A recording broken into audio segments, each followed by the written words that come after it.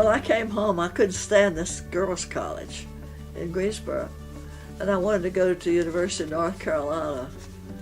And I had just finished sophomore year. And the first time I ever went against my father, ever, I was scared to death. And I said, well, I'm going to quit college if I have to go back there.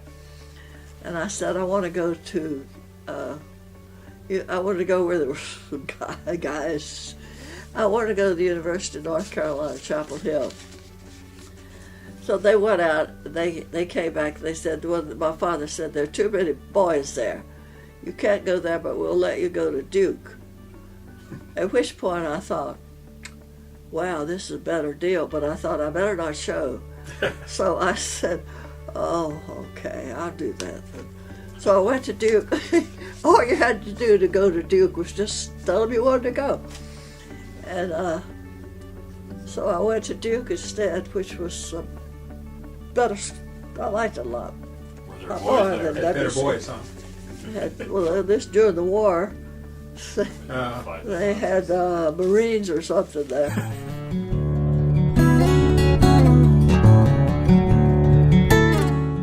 They had a contest you to make Seminole. Now, how I remember this was Seminole toilet paper. This is 80 years ago, with Seminole toilet paper. And she would enter this every week, and then she'd win a prize every week. The next week, she won a prize every week. So I started trying to make them up, and I couldn't do it. And these were just like one of those sweepstakes type prizes. If you write a limerick, what did you win? Junky stuff, or I don't know, probably toilet paper. I don't know what she won, but it was like a dollar, worth $1 or $2. She made the best ice cream in the world. we used to churn the ice cream. Yeah. And she wouldn't let it be like lumps of peaches. She would mash up the peaches so you didn't have lumps. She made banana and peach, and I'd forgotten about that. Best ice cream, but we had to churn that ice cream. Mm-hmm. But one day my mother was cooking green beans in the oven, and they exploded. And blew open the dining room door and the living room door, which was glass, broke the glass. If anybody had been in there, they'd have been killed. But they exploded in the oven and just blew up everything. Did she find out why? They couldn't. They called the county. They couldn't ever figure out why those green beans blew up. And you said that Maude was a really good cook? What's what? Was a really good cook? Wonderful cook. Except for those green beans. Except for the green beans. Except for the green beans. She was a really good cook, yeah. I found out she made wine. And I'm thinking, here are all these ladies in the missionary circle. They're making wine. There's prohibition. And nobody ever told me there was wine downstairs. I didn't know what wine was anyhow. But they made wine in those crocks, however you make wine. So she was a good cook. Huh? She was a good cook. So, a good cook and a good, used a good crock. And also, sounds like she ran a few stills. Huh? Sounds like she ran a few stills. She ran her own still.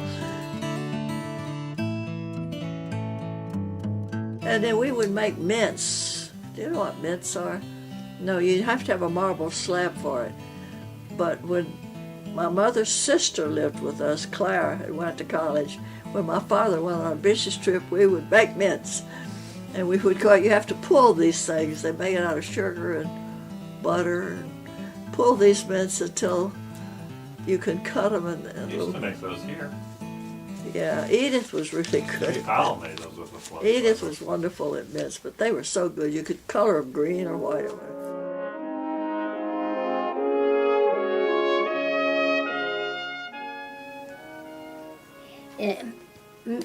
In her later years, and when she died, she had cancer.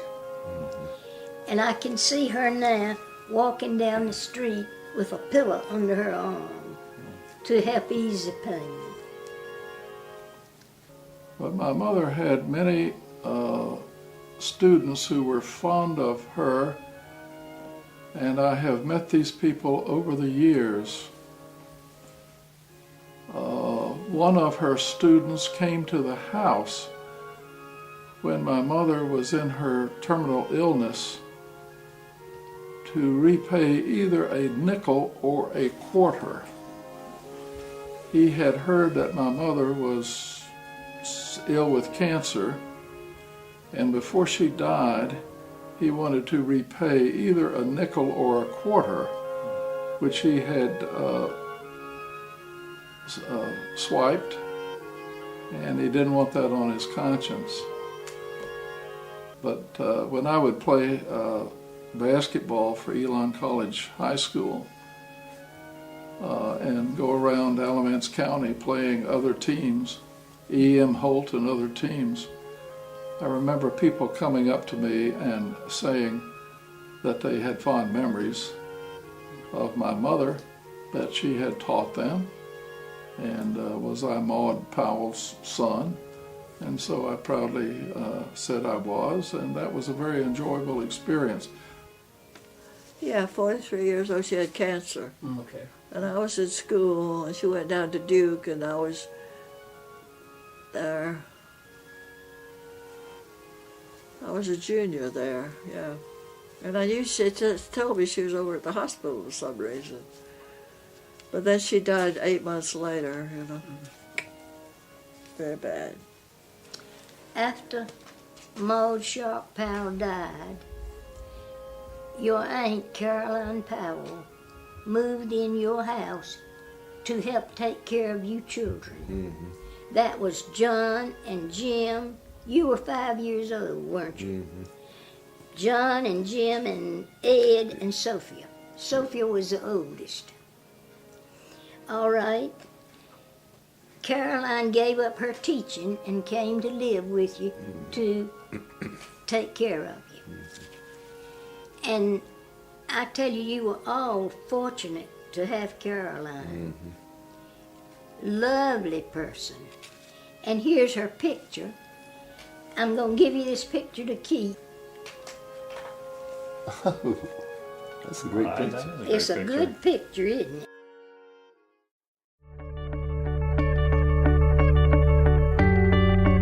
That is a humongous school now, So it's Elon University. And a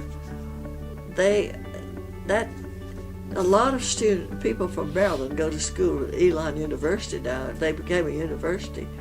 And it's it's a wonderful school right now. And that's still the same grounds, it just kept Yeah, but expanding and it's- growing. Right. They tore down my original house, and the Braddock house, they tore that down. The college bought all the houses around the neighborhood. To this day, my friends go back. It was very tight-knit school. They go back, go back to their games. If they live where in North Carolina, they go down to the games.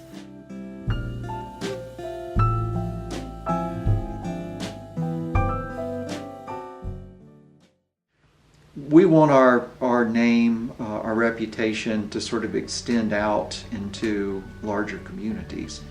So our professors now are growing and becoming renowned in their fields, and people know who they are. We have international world-class scholars. And it's things like the Maude Sharpe Powell Professorship that help us do this. You get an award like this, and there's a saying, to whom much is given, much is required. And it's made me conscious of the fact that I actually, with something like this, you actually have to step into being that leader or being that person, and take the sort of rewards seriously. And so I would have to say that my level of intentionality has gone up. It's also made me cognizant of the fact that I need to leave something for those who are coming behind.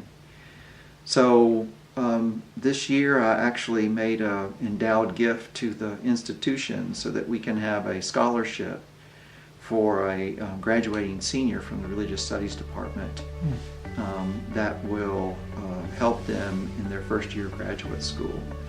So there's a number of different levels at which this award has sort of, in some ways, this honor, professorship, has transformed my life at Elon. And I'm remarkably grateful to the Maude Sharpe Powell Professorship and to the Powell family.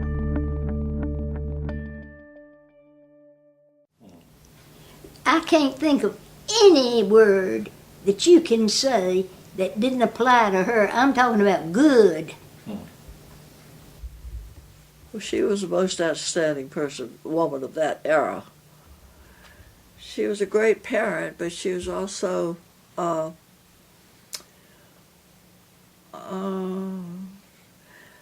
and witty, had a host of friends, and was a very good teacher. And